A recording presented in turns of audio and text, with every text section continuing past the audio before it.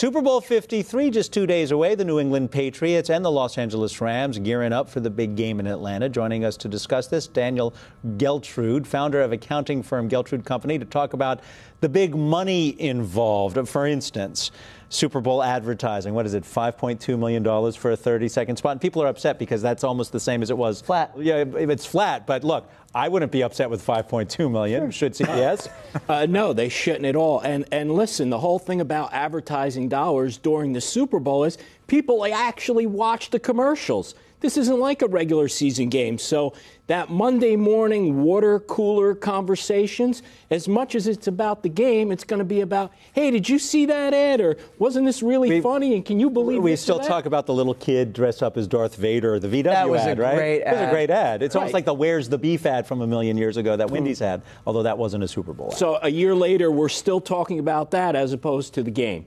Dan, what do you make of what do you make of the alternate routes that some brands are taking now? We've made a lot in the last week about how Coke, which is usually a perennial participant in an in-game ad, actually pulling out of the game and instead running an ad right before the game starts, right before kickoff. I guess the reasoning is, well, people are already sitting on the couch, are already watching. And then, of course, we always see the companies that instead of an in-game ad, they pay for something that has an online component and they hype it up. But I'm with you. I think that it kind of gets overblown, the amount of which the ads are watched before the game. I think the average American isn't watching all the ads online ahead of time. They sit there during the game and they see all the ads live. I agree with you. I think before the game, people are they're eating, they're drinking, they're talking, all those conversations. But when it's game time, people are really focused in on what's happening. And what's happening is the advertising as much as the game. So I think unless companies are under some budgetary constraints, the time to be on is during the game. Dan, I got to ask you this. I've seen some stories suggesting that the way people celebrate the games is changing a little bit, particularly with the food.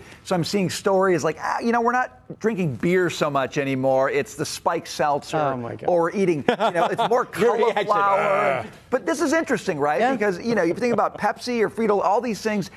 Are they having to adapt their business model to changing tastes around how you watch the game, how you celebrate? Yeah, I think there's no question about it. Look, give the people what they want, right? So you got to figure out what their habits are, eating, drinking, and so on, and you got to adjust your game accordingly. What about tickets for the game? The scalp tickets are what, $3,000 to $6,000? $3,000 to $6,000 on what would be face value $950 up to $5,000. So there's just money spilling everywhere related to this game. Every hotel room sold out, I would imagine, in Atlanta. You want to get in the last comment? Yeah, Dan, what do you think is going to happen with ratings? Because last year, the Super Bowl had very low ratings, 7-year low. Now, of course, I've written about this week the fact that this regular season, ratings finally bounced back 5% after 2 seasons of declines. But then the reason that Super Bowl ad prices were flat, it's because of that bad rating for last year's Super Bowl. You think we'll get a better rating this year? Yeah, I think we will. I think what was happening last year is that there was quite a lot of badwill related to what was happening with the national anthem.